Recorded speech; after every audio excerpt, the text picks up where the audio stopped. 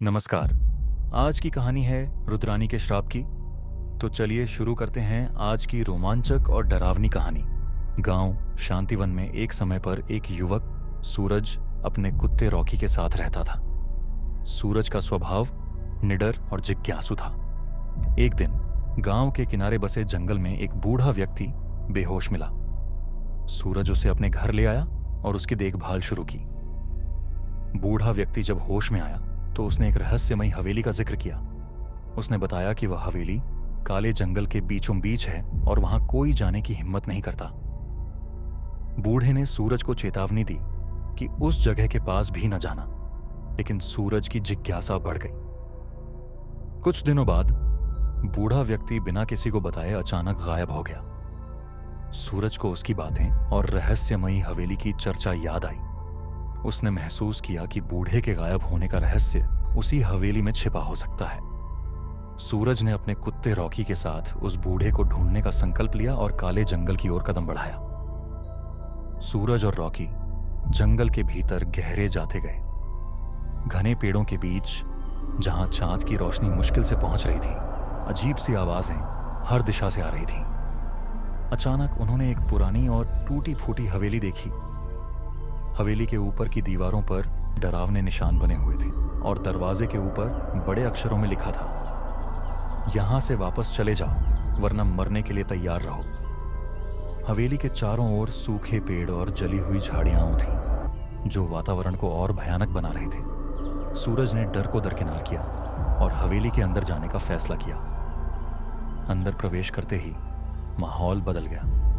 ठंडी हवा और दीवारों पर बनी डरावनी पेंटिंग्स ने रोंगटे खड़े कर दिए। रॉकी भी अजीबोगरीब आवाजें सुनकर भौंकने लगा। हवेली के एक कमरे में सूरज को वही बूढ़ा व्यक्ति बंधा हुआ मिला। उसने सूरज से कहा, मुझे यहां से निकालो, लेकिन जल्दी करो, यह जगह बहुत खतरनाक है। जैसे ही सूरज ने उसे मुक्त करने की कोशिश की, एक डरावनी महिला की हंसी गूंज उठी। चुड़ैल प्रकट हुई। उसके बाल बिखरे हुए और आंखें आग की तरह लाल थीं। उसने सूरज और बूढ़े को चेतावनी दी, जो भी इस जगह पर कदम रखता है वह जिंदा नहीं बचता। सूरज ने चुड़ैल की चेतावनी को अनसुना करते हुए बूढ़े को बचाने का प्रयास किया। जैसे ही उसने बूढ़े को मुक्त किया, चुड़ैल ने उन पर हमला करने की कोशिश की। चुड़ैल ने बूढ़े के बारे में कहा, इसने मेरे नियम तोड़े हैं, अब इसकी सजा मौत है। सूरज ने जल्दी से बूढ़े को मुक्त किया और दोनों ने वहां से भागने की कोशिश की। चुड़ैल ने अपने जादुई बल से दरवाजे बंद कर दिए। तभी रॉकी ने अपनी बहादुरी दिखाई और चुड़ैल का ध्यान भटकाया। सूरज और बूढ़े ने मौका पाकर खिड़की तोड़ी और बाहर निकले। सूरज और बूढ़ा व्यक्ति जब हवेली से बाहर निकले तो रात बहुत ही भयानक थी। आसमान में काले बादल छाए हुए थे। चारों ओर जंगली जानवरों की आवाजें गूंज रही थी। हवा इतनी तेज चल रही थी कि पेड़ भी डरावने तरीके से झूम रहे थे। रास्ते में चुड़ैल की आवाज फिर से सुनाई दी, सूरज, तुम मेरे नियमों को तोड़ने की हिम्मत कैसे कर सकते हो? सूरज चौंक गया कि चुड़ैल को उसका नाम कैसे पता। बूढ़े ने बताया, यह चुड़ैल हर उस व्यक्ति का नाम जानती है जो उसकी हवेली में प्रवेश करता है। हवेली से कुछ दूरी पर चुड़ैल ने अपना रूप बदलकर सूरज के सामने एक मासूम लड़की का रूप धारण किया। उसने मदद मांगने का नाटक किया, लेकिन सूरज समझ गया कि यह एक चाल है। उसने अपनी जेब से एक ताबीज निकाला जो उसे गांव के पुजारी ने दिया था। जैसे ही सूरज ने ताबीज निकाला, चुड़ैल गुस्से से चिल्लाई, यह ताबीज मेरी शक्ति को कमजोर कर रहा है। सूरज और बूढ़े ने उस ताबीज की शक्ति से चुड़ैल को पीछे धकेल दिया। चुड़ैल ने आखिरी बार चेतावनी दी, तुमने मेरी दुनिया को बर्बाद करने की कोशिश की है, मैं तुम्हें नहीं छोड़ूंगी। आखिरकार सूरज और बूढ़े ने सुरक्षित गांव लौटने में सफलता पाई। गांव लौटने के कुछ दिन बाद सूरज की रातें अब भी उस डरावनी हवेली और चुड़ैल की चीखों से घिरी हुई थीं। एक रात सूरज ने सपना देखा कि चुड़ैल ने उससे कहा, तुमने मेरी शांति भंग की है, अब तुम्हें और तुम्हारे गांव को इसकी कीमत चुकानी होगी। इस बीच गांव में अजीब घटनाएं होने लगीं। कई सुंदर युवा लड़कियां वो गायब होने लगीं और 2 दिन बाद उनके शव भयानक हालत में मिलते। उनके शरीर काले हो चुके होते, मानो उनकी सारी ऊर्जा निचोड़ ली गई हो। सूरज की प्रिय पायल, जो अत्यंत सुंदर थी, एक दिन किसी काम से जंगल के रास्ते से गुजर रही थी। उस रात हवाओं में अजीब सी सिहरन थी और पेड़ों की परछाइयां भी डरावनी लग रही थी। अचानक वह घर नहीं लौटी और उसके गायब होने की खबर ने पूरे गांव को चिंता में डाल दिया। सूरज बेहद परेशान हो गया और पायल की खोज में जुट गया। बूढ़ा व्यक्ति भी उसकी मदद कर रहा था। दोनों ने मिलकर पूरे गांव और जंगल में खोजबीन शुरू की। जंगल के एक हिस्से में उन्हें पायल का एक दुपट्टा और टूटे चूड़ियों के टुकड़े मिले, जिससे यह साफ हो गया कि पायल को जबरदस्ती वहां से ले जाया गया था। धीरे धीरे वे उस खौफनाक हवेली के करीब पहुंचे। बूढ़ा व्यक्ति डर से कांप रहा था, लेकिन सूरज ने उसे दिलासा दिया और कहा, हमें पायल को बचाना ही होगा। हवेली के पास पहुंचते ही सूरज को लगा कि यह वही जगह है जहां उन्होंने पहले रुद्रानी को देखा था।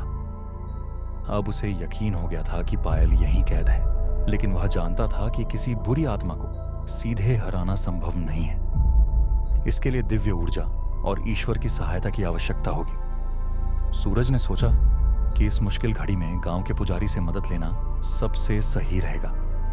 गांव लौटकर सूरज ने पुजारी से मदद मांगी। पुजारी ने गंभीरता से कहा, चुड़ैल को हराने के लिए उसका अतीत जानना आवश्यक होगा। जब तक हम उसकी कहानी नहीं समझेंगे, उसे हराना मुश्किल होगा। पुजारी जी ने हवेली और रुद्रानी के इतिहास को समझने के लिए अपने पुराने ग्रंथ निकाले। उन्होंने कई घंटे इन ग्रंथों का अध्ययन किया और अंततः रुद्रानी की पूरी कहानी सामने आई। ग्रंथों में लिखा था कि रुद्रानी एक समय में एक शक्तिशाली और क्रूर रानी थी। अपनी सत्ता और सुंदरता को अमर बनाना चाहती थी। उसने काले जादू का सहारा लिया और कई निर्दोष लड़कियों की बलि देकर अपनी शक्तियों को बढ़ाया। गांव के लोगों ने उसकी क्रूरता के खिलाफ विद्रोह किया। विद्रोह के दौरान एक साधु ने रुद्रानी को श्राप दिया कि वह अपनी इच्छाओं की गुलाम बनकर हमेशा के लिए एक अभिशप्त आत्मा बन जाएगी। अब उसकी आत्मा अमृता की तलाश में गांव की सुंदर लड़कियों की आत्माओं को वश में कर रही थी। सूरज ने तय किया कि रुद्रानी को रोकने और पायल को बचाने के लिए उसे सच्चाई का पता लगाना होगा। उन्होंने पाया कि रुद्रानी को हराने का तरीका भी उन्हीं ग्रंथों में छिपा हुआ था।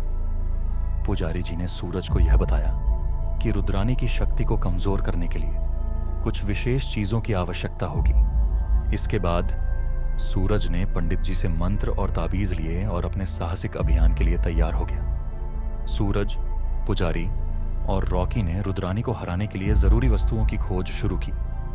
पहली चीज थी दुर्लभ जड़ी बूटी, जो काले जंगल के सबसे गहरे हिस्से में मिलती थी। पुजारी ने चेतावनी दी, यह जड़ी बूटी केवल एक प्राचीन वृक्ष की जड़ों के पास मिलती है, लेकिन वहां तक पहुंचना आसान नहीं होगा। यह जंगल अपने जाल बिछाए बैठा है। जैसे जैसे वे जंगल में गहराई तक बढ़े, माहौल और खतरनाक होता गया। चारों ओर घना अंधेरा छा गया और अजीब अजीब आवाजें सुनाई देने लगीं। अचानक एक दलदल उनके रास्ते में आ गया। सूरज ने सावधानी से कदम बढ़ाया, लेकिन दलदल में पैर फिसलते ही उसका संतुलन बिगड़ने लगा। रॉकी ने अपनी बहादुरी दिखाते हुए सूरज की बेल्ट को अपने दांतों से खींचकर उसे बचाया। जैसे ही वे आगे बढ़े, जंगली भेड़ियों का एक झुंड उनका रास्ता रोकने आ गया।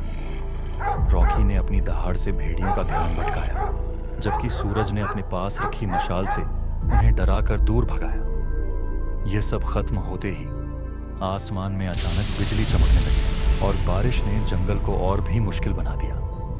बहुत मुश्किलों के बाद उन्हें वह प्राचीन वृक्ष दिखाई दिया जिसके बारे में पुजारी ने बताया था, लेकिन जड़ी बूटी आसानी से मिलने वाली नहीं थी। वृक्ष के पास पहुंचते ही जड़ों से अजीब जीवित बेलें निकलने लगीं और सूरज व पुजारी को जकड़ने की कोशिश करने लगी। सूरज ने अपनी ताकत और मशाल का इस्तेमाल करते हुए बेलों को काटा और वृक्ष की जड़ों के पास पहुंचने में कामयाब हुआ। वहां उन्होंने जड़ी बूटी को सुरक्षित रूप से निकाला। पुजारी ने कहा, यह जड़ी बूटी रुद्रानी के काले जादू को कमजोर करेगी, लेकिन इसे संभाल कर रखना, रास्ते में और भी खतरे हो सकते हैं। अब उन्हें दूसरी वस्तु, एक प्राचीन खंजर की जरूरत थी। यह खंजर एक पुरानी गुफा में छिपा हुआ था। गुफा के अंदर माहौल और डरावना था। दीवारों पर अजीब से चित्र बने हुए थे और छत से पानी टपक रहा था। गुफा के अंदर एक अभिशप्त योद्धा की आत्मा उनकी परीक्षा लेने के लिए प्रकट हुई। उसने सूरज से पूछा, तुम यहां क्या करने आए हो? सूरज ने जवाब दिया, मैं निर्दोष लोगों की जान बचाने और एक अभिशप्त आत्मा को रोकने आया हूं। योद्धा ने सूरज की सच्चाई और बहादुरी को परखते हुए कहा, यह खंजर केवल उस व्यक्ति को मिलेगा जो दूसरों की भलाई के लिए अपनी जान देने को तैयार हो। सूरज के निडर स्वभाव को देखकर योद्धा ने खंजर सौंप दिया और कहा, इस खंजर में रुद्रानी की आत्मा को खत्म करने की शक्ति है। आखिरी चीज थी एक विशेष मंत्र जो पुजारी के पास पहले से मौजूद था। यह मंत्र इतना शक्तिशाली था कि इसे पढ़ने के लिए सही समय और स्थान की आवश्यकता थी। सूरज, पुजारी और रॉकी अब हवेली की ओर लौटे, लेकिन इस बार वे तैयार थे।